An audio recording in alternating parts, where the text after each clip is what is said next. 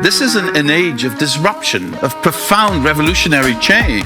What we're really asking ministers is to empower the ambassadors. The only thing that you really push forth is the truth. You don't see many women represented when it comes to the decisions as to how to handle the pandemic.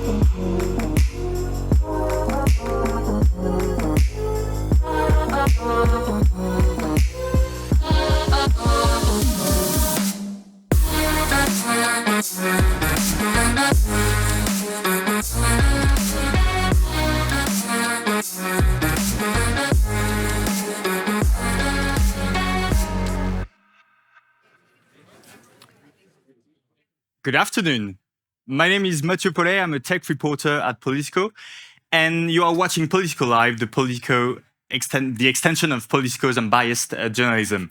I'm coming to you from the GSMA's office in Brussels.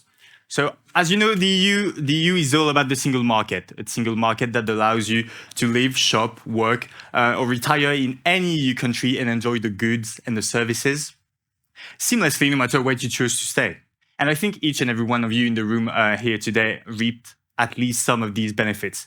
But there is one area in particular where the EU could arguably step up its game. It's telecommunications. While preparing for this event, I remember when I moved to Brussels, so I'm French, if you couldn't guess it yet. And there is this one France-based telco that operates also in Belgium. And I remember going through the subscription plans. I'm not taking aim at this operator in particular. Bear with me, you'll see where I'm getting with. And I remember thinking, what can they or any operators really offer the same service at the same price on the same maybe phone number in every country they set up shop in? Why have I been able to enjoy fiber for a few years back home, and it's only being deployed here in Brussels as we speak? So we will be discussing this and more with our panelists, but first things first, we have some housekeeping remarks. This editorially led Politico Spotlight happens today within a broader event program, building a competitive, digital and green Europe organized by GSMA. So I would like to thank our partner, GSMA, for making this event possible, and thank our audience for joining us online. We would like to make this event as interactive as possible, so you can participate by tweeting or Xing, I don't know what to say, at Live Politico and ask questions through Slido using the hashtag Politico Spotlight. You know who we are, so I'll be prioritizing questions which are sent with a name and organization, so it's transparent for both our viewers and panelists. But before we get started, we'll now hear some opening remarks from our partner, GSMA, and most particularly John Giusti, Chief Regulation Officer from GSMA.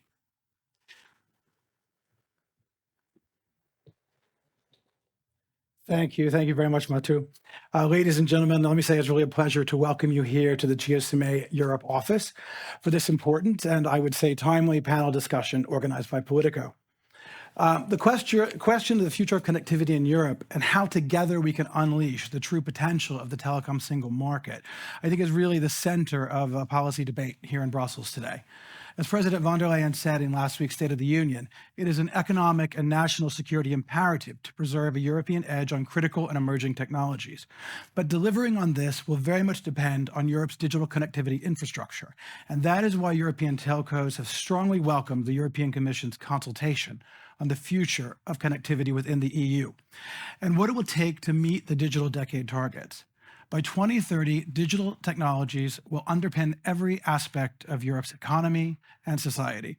5G mobile and fiber networks covered with AI, virtual reality, and IoT are already starting to change the way that telcos operate and the way that Europeans live and work. While today's telecom services are characterized by speed, security, and mobility, tomorrow's services will also be defined by processing capabilities, capacity, reliability, and above all, customization. Europe's telcos are responding by evolving into more sophisticated telecom companies and active co-creators of this new digital era. While the vision of our sector is full of opportunity, the reality today is that the telecom sector in Europe is, well, to be quite frank, weak, held back for too long by high regulatory costs, an inability to scale, and a failure to address imbalances in the market. So I'm pleased that today's discussion is going to pull together representatives of industry, consumers, and government because we all share a common goal, which is a digital and green future for Europe and all of its citizens. So we need to come together, we need to work together to shape a future where Europe innovates, grows, and stays in control of its connectivity. If we look at the competitive landscape globally, we find ourselves at a critical crossroad. And if we fail in our duty to act, we need to be honest with ourselves that this will mean Europe's digital infrastructure will continue to lag, and its already weak telco sector won't be able to support the demands of a robust digital economy. The European telco sector believes that we can avoid these consequences by focusing in three key areas: simplifying and harmonizing regulation, especially in the area of spectrum access; urgently building scale by reducing barriers to in-market consolidation so that European telcos can compete globally; introducing a fair contribution mechanism to ensure that the handful of the world's largest big tech companies that benefit the most from accessing European consumers are contributing to the network costs that come from their ever-growing traffic. Today, big tech has no economic incentive to reduce unnecessary data traffic, driving costs in Europe with no benefits in Europe. So the simple solution would be for parties to come together around a table and negotiate a commercial agreement to cover the network investment generated by this traffic. But first, we need to overcome the vast difference in market power in order to get them to the table. And that's where action from policymakers is essential, much in the same vein as the approach taken by Australia with its news media bargaining code. So if we can address these policy challenges, then I think we can together accelerate the creation of a true telecom single market and achieve the EU's digital decade targets, empowering sustainable economies and creating more homegrown opportunities in the digital space for European citizens, SMEs, and for society and the economy at large. So as we head into the discussion today, I want to leave you with a quote that EU Commissioner Thierry Breton made at this year's MWC Barcelona. Industry needs to keep up with its times. So does regulation. So now is the time for leadership to put Europe in a better position in this global race for our shared digital future. Thank you very much.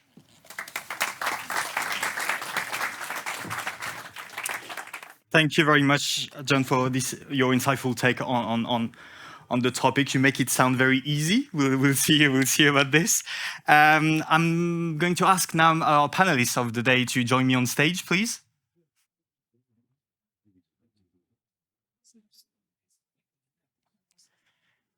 Yes, Renate, you can, yeah. Yes. Thank you very much for joining us today. I will make a quick tour of introduction. So Renate Nicolai, you're the Deputy Director at DG Connect at the European Commission. On your left, Dominique Leroy, so member of the Board of Management at Dutch Telecom. Then on your left, there is Ursula Pachel. I'm trying my best here, Deputy Director General at Buick. Nice. And then we have Andreas Schwab, so lawmaker from German lawmaker from the EPP and former rapporteur of the Digital Markets Act. So let's not waste any time as the clock is ticking already and there is a lot to discuss. And Renate, I'll start with you, and I'm basically going to ask you to do my job and set the stage for me, if you may. But the challenge is, of course, you have to make it short, because obviously we have a very limited amount of time. So how close or how far are we from a truly unified telecom single market? I fear rather far. This has really come to my surprise when I took over the role as Deputy Director General in DG Connect. Because looking back at the liberalization of the telecommunication sector, you would have assumed that almost 30 years later, you have a true single market for telecoms. And we don't have that. There are many reasons that you can kind of, use. But given also what we heard in the speech from the Telefonica CEO earlier today, I think in the situation we're in right now, with huge transformational technological changes, a very different geopolitical context with security requirements when you think about secure connectivity of the future, I think it's high time to think, is our regulatory framework such that we are giving enough incentives for a true pan-European telecommunication, or rather connectivity sector, or should we do maybe a little more? And this lies at the heart of what we have tried to launch with our public consultation on future connectivity. And I think it's an important debate, and that's what we are going to discuss further with the other institutions in the coming months. Okay. Andreas, we're not there yet. You share the same analysis? Absolutely, and I'm very happy that with that commission, it took a bit of time, but with that commission, now we discuss really on the single market a bit on everything. Because it's difficult if you have a single market for something, for digital, we want to have it, but if the whole lines that are transporting the data are not part of that single market reflection, it's difficult. It's true that member states were for a long time very reluctant. I don't know if this has changed now, because they, as Thierry Breton has put it once, they wait every 5-6 years to find the money from heaven with the frequency. And this is for sure a temptation for member states not to give up. But if you want to have a truly single market where everything done is at European level, and whereby this everything is also becoming more resilient, because that's the key point. The broader we are together, the better it is for the resilience of the whole infrastructure. Member states have then to admit that there is something to be done, and I hope that the Commission will be courageous to go for it. Dominique, you're one of the representative of operators today in this panel. What are the challenges you are facing? And again, I'm dropping big questions on you right now, so you can just give us an overview and we'll break them down in the panel. No, I fully agree with the two colleagues. I think, we are at Deutsche Telekom, we are currently present in more than 10 markets in Europe, and nothing is the same. Spectrum is different. In some country you have access to spectrum, in some we still need to have some spectrum auction, like the case is now in Poland. Rules to deploy networks, which is around permits or around access to public infrastructure, a lot of elements that are now tackled into the new proposal from the EC would really help us to be able to spread out networks. And today we are very, very far from a single market. I have also the luxury to be on the board of T-Mobile US, so I see as well the US market, and I can tell you the difference is huge. There you really have one market. By the way, spectrum there is not auctioned, it's bought. So, once you buy spectrum, you have it forever, and you know that when you invest, people cannot take away your spectrum. In Europe, it's auction. So, every, hopefully now 20 years, we have, thanks also to the Commission, to every 20 years, we can have new auction. But there are a lot of elements whereby a single market in Europe is still, unfortunately, very far away. And if we want the youth to be able to really have digital access, if we want everybody in Europe to have digital access, we need to get our act together and to come with a much stronger single market, despite, I know, sometimes resistance from some countries. Mm-hmm. We'll get to that into spectrum, especially later on. Ursula, if it feels like there is this fear of missing out on this telecom single market, what are customers missing out in the meantime, since we're not there yet? Yeah, thank you very much for this question, because I think, let me be a little bit provocative, because what we heard already from colleagues, and of course I would in principle agree, but it sounds a bit like the single market is for the single market and connectivity is for connectivity, and if not, it's all for the telco industry, sorry to say, but I haven't heard a word about end users, about people, about citizens, about consumers, because that is what this is all for, right? The single market should deliver to people. And here I can only agree that we are not there yet. We are far away. And what really matters to people, and let me also say, and particularly to Mr. Schwab, to Andreas, people have understood since the roaming discussion that the European Union can make a difference in the way they're experiencing the telecom services. So we have to be very careful what we are doing here, because I think people understand if there is any policy that they know the EU can have an impact, I think it is the telco policy. So this is an important message. People care, they depend on these services, but we see a lot of problem. What we need, first of all, and that would be the list of priorities for us, would be healthy competition in these markets, full respect for net neutrality, and let's not discuss about, it's not always about more connectivity, it's also about good connectivity. Our members, consumer organizations all over Europe, they have a lot of complaints of consumers who don't get the service that they are expecting, who don't have the speed of the internet that they have been promised. We have heard, you said it yourself, Mathieu, there are big differences. In one country you have easy access to fiber and high speed, in other countries you have nothing. So there is no telco single market, and I think the most obvious next step would maybe not be a fair share infrastructure whatever solution, which we are not in favor of, I want to anticipate, but would be to finally put an end to the very high, still very high intra-community calls, because a consumer sitting on a sofa should finally, in a 30-year-old single market, not have to reflect what is the prefix I'm going to dial now, because it may have a big impact on my bill. 5 minutes into the discussion and we already hear the word fair share. I saw it coming. I'm fully prepared. But I'm just getting back to what you said, because there is this one outstanding regulation which is now being discussed in the Council and which will be voted coincidentally tomorrow in the Parliament's Industry Committee. It's the Gigabit Infrastructure Act. So it targets a faster and a cheaper rollout of telecom networks by harmonizing procedures across the bloc, among many other things. Dominique, is it the right way forward? Was it much needed? I think it's a piece of the puzzle, and it's an important piece. And I think indeed having better regulation, easier access to governmental infrastructure, to put antennas and things like that, having better procedure for permits and thereby accelerating the network. I think it's really important. I would just like to answer something, because I think we're not that far away in what we are looking for.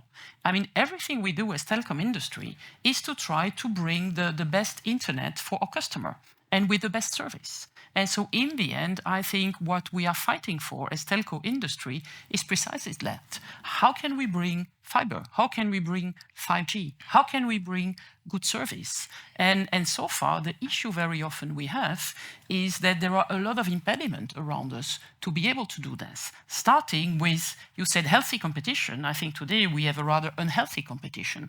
We are forced to open network for a lot of people, whereby, you saw it on Jose Maria's charter. The price on Europe for telco has decreased massively. Over the last decade, prices have decreased by 33%, while traffic has increased tenfold. We'll get to the competition. No, but I think it's important to, at a certain moment, to bring those arguments, because there are sometimes, it's easy to say we want to do everything for customer. That's also what we want to do. And I think, to come back to your question, the Gigabit Infrastructure Act is a piece of it. And we need, of course, to make sure that what has been proposed by the Commission stays as it is, because, we know that sometimes you have amendments and things like that. So I would urge the Commission to try to, and the parliamentary, to try to keep it. You have something specific in mind, I feel. Because, sometimes there are a lot of amendments that weakens regulation. And I think it's, to come back, good piece of infrastructure, of regulation, but it's just one piece of the puzzle. So yeah, I was going to ask Ursula actually about this. So lawmakers are going to vote on their position tomorrow, and they chose to include a new provision, and I think that's what you alluded to, abolishing the surcharges for calls when you call or text someone in another EU country. I guess you're happy with this initiative? Yeah, very happy, and it's completely overdue, let me say that, since ever roaming was abolished. I mean, every consumer, I think, is still, I don't know about you, but it's still sometimes confusing about where I am and what will be the cost if I call, etc., etc. It's not proportionate in the sense of there should be a balance between, the roaming if you're at home, abroad or at home. It's not logical, and definitely it's completely against the logic of a single market. So I think if consumers and people understand something about the European Union, it is that this is not a normal situation in which we are. So it's long overdue, and we hope that the Commission and the Member States will look positively on this amendment. From the Parliament? Yes, of course, from the Parliament. There is, yeah. But I was going to ask you, so you're not sitting in the industry committee, right? But I have also good rights, so don't worry. We can. In the end, it has to be done in the plenary. Okay, yeah. So yeah, I was going to ask, will you be supporting this? Well, I mean, it has already been mentioned very clearly. We want to make a next step to make these telecom markets better.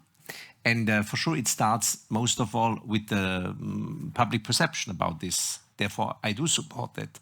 But we should not always put it one against the other. In the end, if we don't manage telecom markets to be competitive in Europe, we are all off the table. So we cannot blame at the end that it was not enough customer focus or not enough it's a business that everyone wants to use. There are workplaces, there are jobs, there is technology, there is plenty of stuff. So the whole system has to be better in the interest of everyone, also in the interest of industry, also in the interest of competitiveness.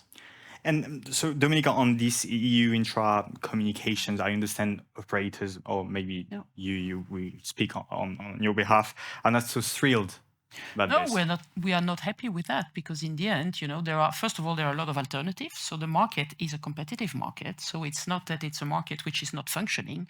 And normally regulation is entered only when you have a dysfunctioning market. So I think it's a strange idea to start now to further regulate market where there is no evidence of a market misfunctioning. There are a lot of alternatives. So that would be my first point.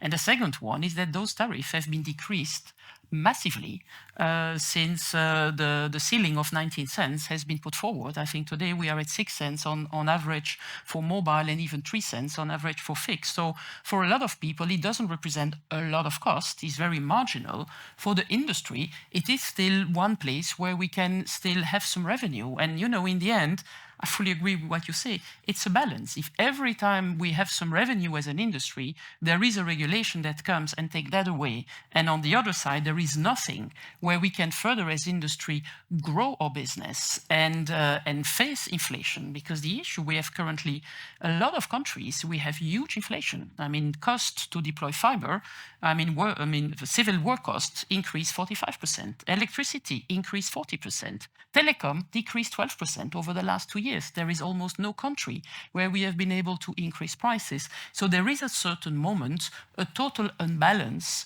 between revenue going down, cost going up, and a lot of expectation, and rightly so, by a lot of citizens and also consumer association to further deploy gigabit network. And so we need to come back to a policy which is a bit more balanced, and I think then we would be able to really do our job. Like José María was saying, we would like to invest. We want to invest more. We want to make sure that all citizens have access to gigabit. Today, I think the conditions, mainly because of heavy regulation, are not there for us to do it.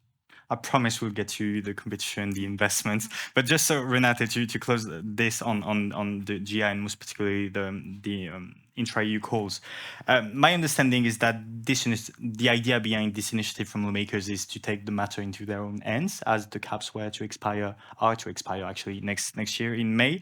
So is the GI the right vehicle, or is it uncalled for? Well, on intra-EU calls, we have done a report in May to kind of describe the situation. There isn't a clear kind of, white or black kind of situation. It's a bit more nuanced, the picture. We have prepared the ground for doing a standalone legislative piece, if need be, but we also want the GIA really to be adopted soon, because, as was said, this is an important kind of stepping stone. It's a revision of an existing directive. It's really not a revolutionary step. It's about accelerating the rollout of, fast connectivity. This is so highly needed because we are lagging behind with regard to our 2030 targets. Everybody needs it. There are some innovative ideas in there, such as digitalization of permitting, tacit approval. All that needs to stay. If, this is easier, if there is the amendment of the intra-EU calls in there, the Commission, we have an interest in playing the role as an honest broker. But it's really important not to deter from that debate the real kind of, objective of the GIA, which is to really make a step forward in accelerating the rollout of fast connectivity. To your point, it's not unheard of. I mean, I think especially on intra-EU calls, there seems to be a habit of adding it to other pieces of legislation. So, we'll deal with it in a professional way. Okay. So, Dominique, you said it just before, so about competition, and there is this debate over whether to allow operators to merge. It's gaining traction again. So, do you think it's no? Sure, by the way. No, you tell me. I could be wrong. But but do you think it's a condition sine qua non for a stronger an actual telecom single market? And of course, I'm talking here about in-market and cross-border, which are arguably two very different topics.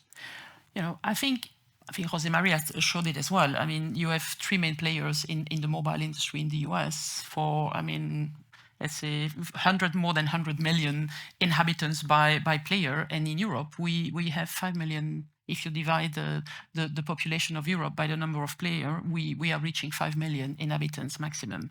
So, and it's a fixed infrastructure. So scales matter. So in that sense, when the regulation of the telco was introduced, it's many, many years ago. And that time you had a monopolistic copper infrastructure, which needed to be regulated because you could not let it like that. Today, we are in a period where copper is almost not relevant anymore, or will become not relevant, hopefully soon. But at least we are working for that. So let's say copper become less and less relevant. And all the investment we are talking about is about new network generation. It's about 5G, it's about fiber. And in that sense, I think we need to change as well the way we look at telco. Telco has become an extremely competitive industry with a lot of players investing in fiber, some players being purely infrastructure players, some players between MNO. So there is a lot of competition. So we need to change the rules, and we cannot continue to regulate the main player where there is so much competition. So I think that's a very important element that we need to look, because the world has changed. And what we want to do is to be able to offer gigabit to the whole population. There are debates how much money is missing, but there is definitely a lot of investment missing if we want to get to the target of 2030 of the EU Commission of being able to provide the whole European population with gigabit network. Currently, we think that around 10% of the population in Europe, if we continue as we go, is not able to get gigabit network. It's 45 million people, so it's a lot of people. And, everything in the future becomes very dependent on digital network, being it education, being work, being health, being manufacturing. We often talk a lot on consumer, but I see today with the 5G and fiber, the increasing relevance of gigabit network for enterprises and for manufacturing. Digital twins, competitiveness. You see a lot of industry in Asia and in US having implemented all that and being able to operate with way less cost and much more efficiency. If we are not able to get there, it's not only the consumer that will not have necessarily access to health and education everywhere as they would like to, but it's also the whole industry in Europe that will be faced with uncompetitive operations because we are not able to give them what they want. So my plea is we need to further invest. We invest 20% of our revenue, which is a lot of money. Around 56 billion was the last figures officially I have from 2019, I think. It's the last figures we have. So we invest a lot of money, but it's not sufficient to get where we were. To get where we were, we need indeed the revision to accelerate, but we will also need to have more return on investments. And return on investments can be through less competition, a bit better pricing. You are the only industry where prices go down while all the rest goes up. I don't think it's really fair.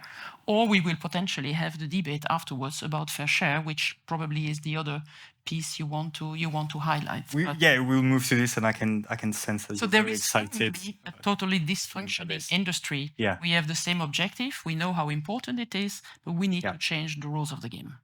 Andreas, in the light of what Dominique just said, do you think we need to change the rules, relax the rule, the competition rules?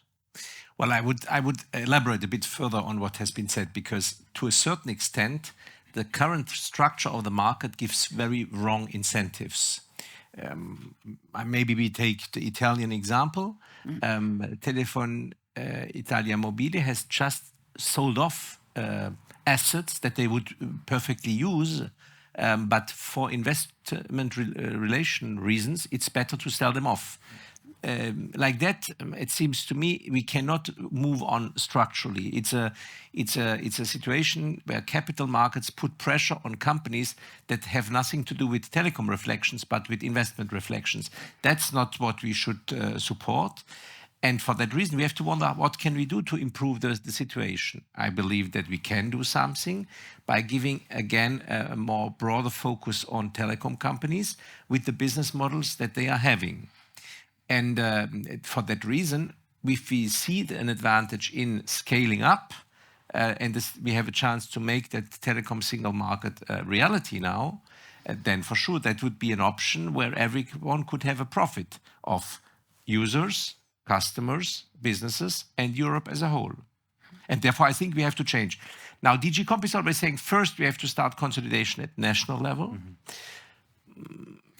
No, at European level. Sorry for this. Exactly the other way around. And so it's always the question, even if we could now elaborate further on the reflection, it's always the question who has to start. We have to start somewhere. We cannot permit this to be discussed forever. People are actually paying attention a lot to what we say, so we should be careful. So I was going to ask Ursula, do you have any concerns on a consumer's perspective about the scaling up of our operators?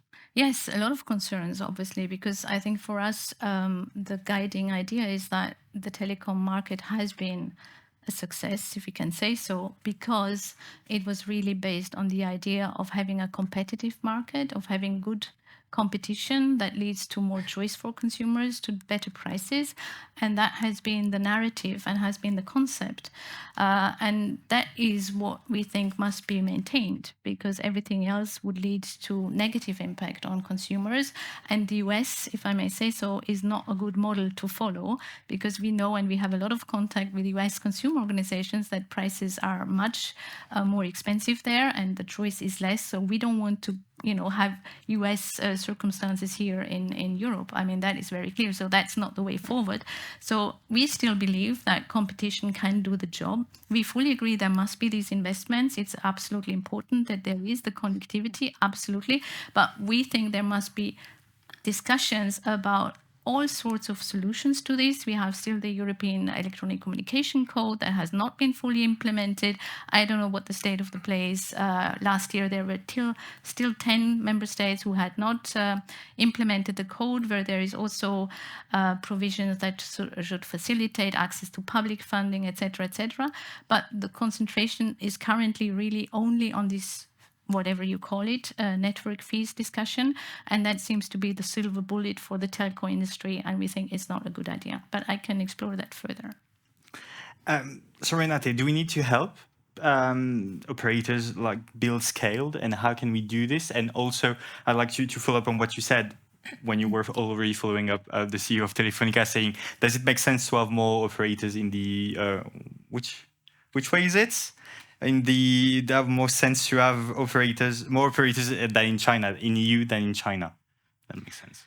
I do not want to enter into, whether DG Competition got it right or wrong and on the market consolidation. But what I think, where we can help from DG Connect with the work that we are doing and the follow-up on the public consultation now is really to look at the changing parameters in the markets, driven certainly by the technological kind of developments, and also by the security elements, as I described in my initial statement. Because when we heard a lot about, softwareization of network, virtualization of networks, the telecoms of today are already in a change on, what the business models will be in a couple of years' time. And not only the telecoms, also the over-the-tops are in a kind of changing environment on their business models, not the least also because of our platform regulation that kick in with the DSA and the DMA. So we have a kind of a situation where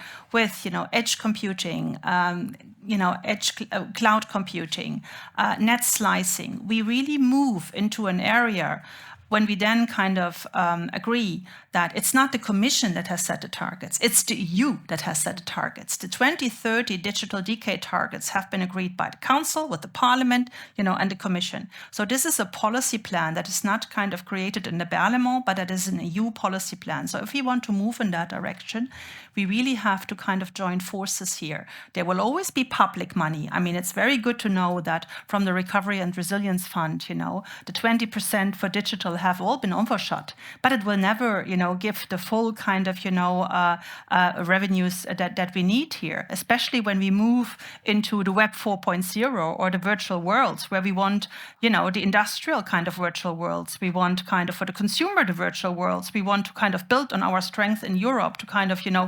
actively contribute to that next kind of revolution of the digital transition, for that we need super secure connectivity of the future. And we will not have that if we do business as usual. So that is the we need situation. to relax. It's not so much relax. It's about coming with a concept that kind of sets incentives for moving into a more pan-European kind of approach on connectivity, getting people out of the old telco structure or of the old OTT structure and picking up what is already happening in the market and looking at that from a security and technology angle and kind of then come with a regulatory answer. That's what this is about.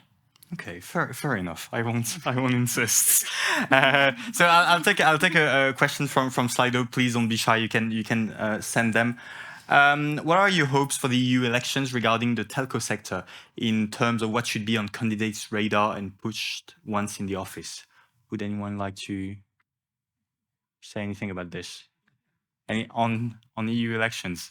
Maybe you think I have to say something? Well, I hope that all these people vote for the EPP, honestly, but I think it's not the answer. That wasn't the question either, but yeah. I would like to come in because I really think it was also mentioned earlier, the whole theme about competitiveness and economic security will be very, very big in the future. So if you kind of think about that, economic security and connectivity, then you must think about the telco sector. So definitely it will be more on the radar, for that kind of broader debate, how do we ensure the competitiveness of the European Union in this kind of, new geopolitical security context. And just like that, we also step to network fees territory, the moment you've all been waiting for. So as you're probably fully aware, so the Commission ran this big consultation on the future of connectivity. And although we are still very much waiting for the results, and I'm looking at you, Renate, here, there is one of the many items that I touch upon, and that has been discussed a lot already, the need for contribution from all digital players for the network cost. Andreas, back to you. Would it be a fair or an unfair contribution? Well, I mean, we have been looking on the numbers also in the Parliament, although we haven't done a study. And if you compare the use of data for different services, you see a huge difference, although there is not a huge difference in quality or in content, but most of all, a huge difference in number of data used per second. And that telco providers are wondering why they should invest a lot of money into the gigabit infrastructure, and some of the digital operators that just boost the pipelines full with data that no one can use. There is a fair question to be asked, and we have to give an answer on that. Now, there are plenty of ideas, and we don't know what the Commission will do in the end. That will be decided in the Parlement. But we will know what we can judge there. And I think in the end, we need a possibility for telecom companies in Europe to grow again in a market which is highly sensitive and needs resilience for citizens, for consumers, and for users. And the key question is, how can we limit the use of data? But that is now very touchy with net neutrality and other issues. And for sure, for telecom operators is also a difficult challenge, because they want to earn money with data that others provide. They have to earn money with data that others provide. But it's clear that a lot of data that are nowadays in the system, no one uses them. They are just there, and they spoil to a certain extent the lines. Thank you. I'm building my next question to Dominique with this one from Slido. How can the EU help ensure sufficient investments? We talk about like this problem, but how can the EU help? We touch already a lot upon. I think there is the EU funds which can help to go into more rural area where it's really very expensive to extend network. There is allowing consolidation. There is a lot of telco that are trying to come together in some countries, and so far we have not been able to get consolidations. And they're always pushing cross-country consolidation. We are in 10 countries. I can tell you the synergies between all the countries will probably come in the future when there will be a lot of software platform. But so far it's very difficult. When we talk about network build-out, you don't have synergies across countries. You have synergy in a country, because you don't want to build three motorway or 3 railways or 3 waterways. This is what we are doing. It is a completely nonsense of how we spend money. We need to have 1 railway that can be open. That's okay, but forcing countries to have 3 railways in parallel, I think it doesn't make sense. So I think it's a bad use of money and sometimes public money. So that's definitely one. And another one is indeed trying to get, if it doesn't come from the states or if it doesn't come from investing less time the same infrastructure, we could also try to get the big telco, the big tech player that are using our network pay for it. You know, I come from the consumer goods industry. I've never ever seen any industry in my life where you have free distribution. It doesn't exist. The only industry on earth where you have free distribution is telco. Those big tech players, they are distributing their data through our network, and they are not paying anything for that. I don't think it is fair. So, you know, at a certain moment, we should open our network for everyone. We don't want to change anything on net neutrality. That's not the point. But if 6 or 8 players in the world are using more than 50% of the capacity we have on the network, have zero incentive to manage that capacity and the number of data they put on the network, and as they just don't pay anything, they don't care. They push more and more and more and more data, and the consequences of that is that we need to invest more and more and more in more lanes, and we can sometimes not invest in places where people don't have network. I think we don't have it right. So the day they will have to pay for passing that data, they will also themselves be somewhere responsible and accountable to look how much data they push through. There is a lot of, you know, advertising pop-up that they push in high definition. There is a lot of spam. There is a lot of elements that are pushed on the network. Some people say up to 30%. I don't know what is the real figures, because depending on the source, you have different ones. But a big amount of the data for which we have to invest billion is just not needed, because people do not feel responsible about the amount of data they put there because they don't pay anything for it. And I think we need to find a business model where those people need to be responsibilized and accountable for what they put on the network. And the only way, in our way, is that they pay something for it. We can find if you have other ideas, I'm open for that, but so far, in economical model, it's very often the fact that the price they have to pay will make them a bit more sensitive on how much data they push through our pipes. I'm sure, Ursula, you'll have a lot to reply to that, but maybe there's a question for you on Slido. If you cannot raise consumer prices, you cannot merge, and you cannot ask big tech to pay, who pays for network investment exactly? Well, as I said, I think first, I think telcos are not really, about to have to declare insolvency or something like that. They are quite profitable for the time being, and we have maybe other solutions that we have from public support, from public funding, and we should play competition.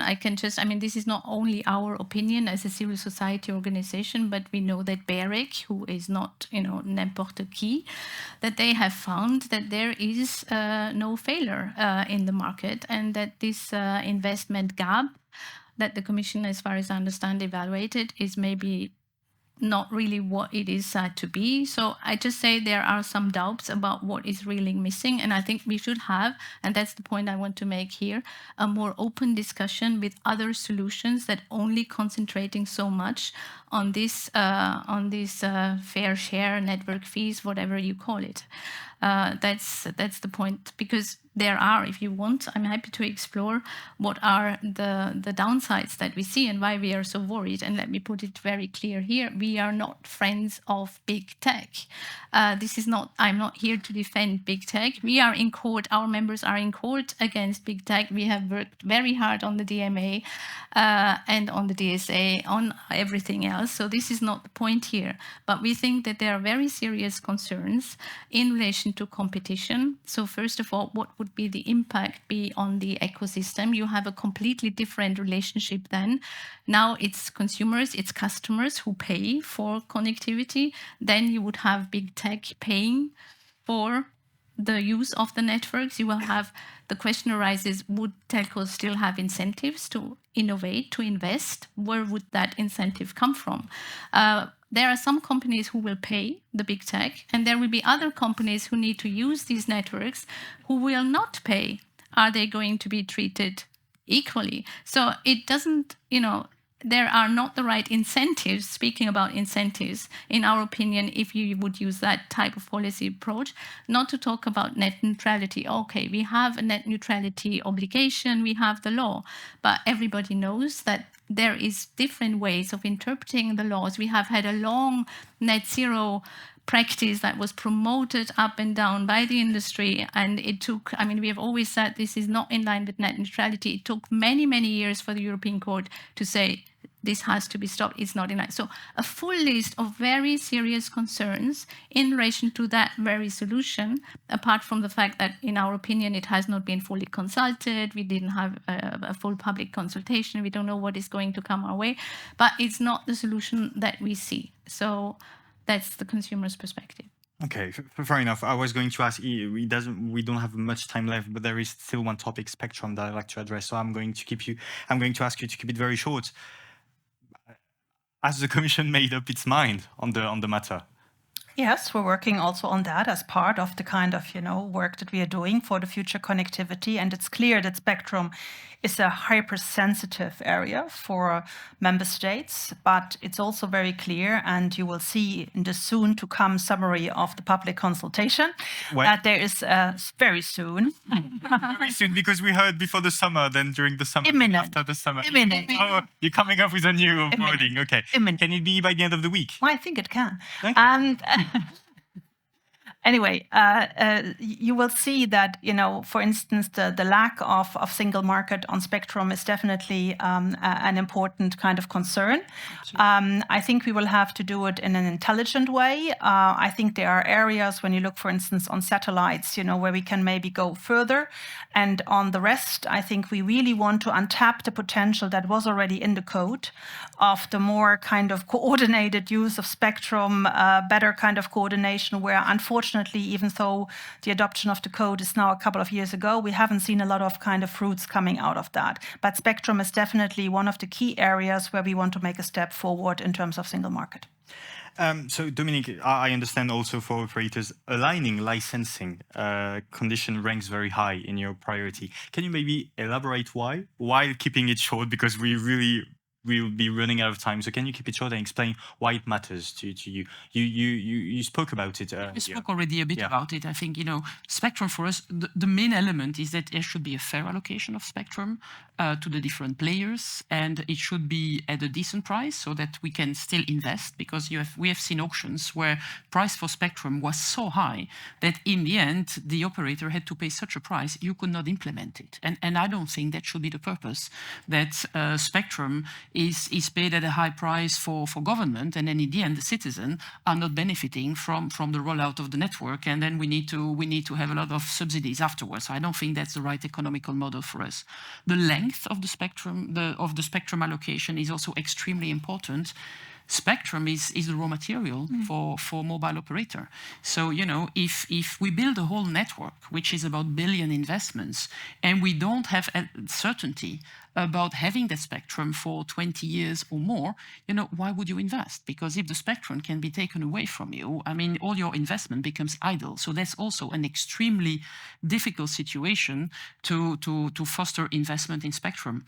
Plus, you have also technological waves, and if spectrum are auctions at very different period of time or different years in different countries, it's also extremely complicated. We said, cross-country, you could be able to do more. If we negotiate with suppliers and we have to negotiate around the 6 years period, because every country it doesn't help to get the benefit from cross-country. Few examples, can go much more, but I think we are very far from a single market, perhaps except for the roaming.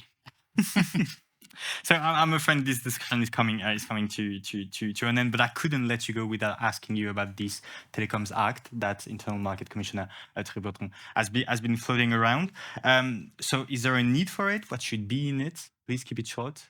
Andreas, would you like to? I think there is a need to make the single market a reality also in telecoms. Okay.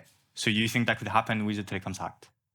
That's my expectation. And if not, I will change it in that way. And I hope that the Parliament will do it. Thank you. Let's touch base in a few months. Ursula.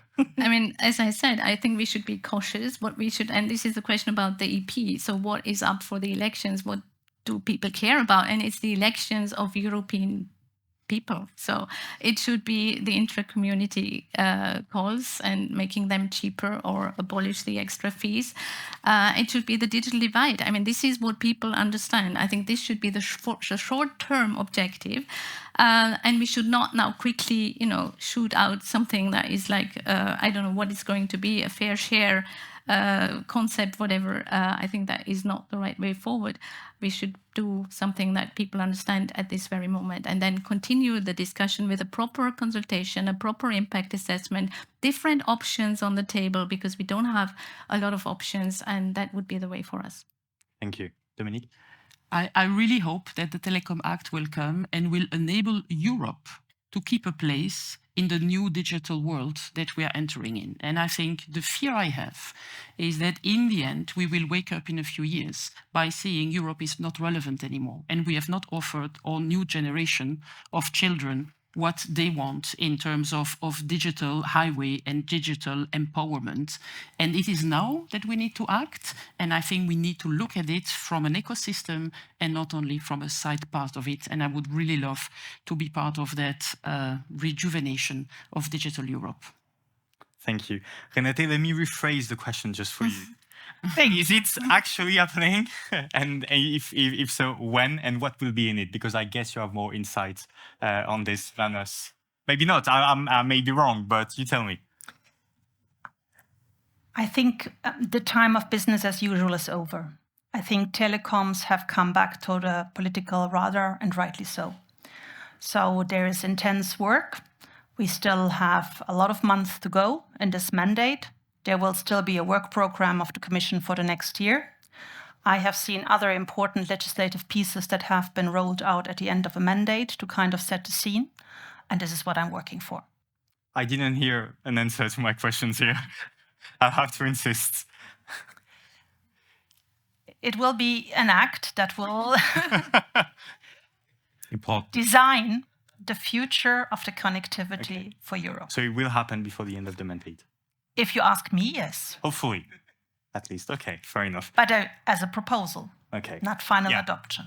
Yeah, that would be surprising, but okay. Thank you.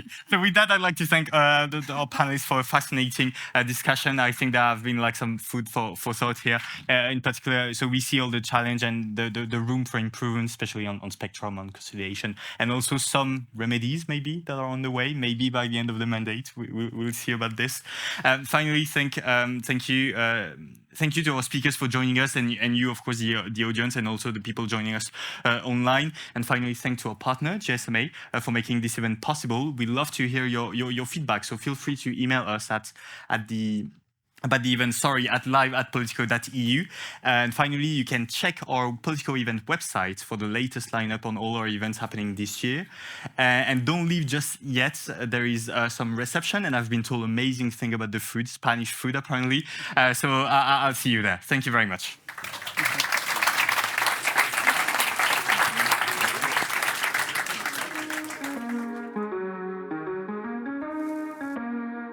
This is an age of disruption, of profound revolutionary change. What we're really asking ministers is to empower the ambassadors. The only thing that you really push forth is the truth. You don't see many women represented when it comes to the decisions as to how to handle the pandemic.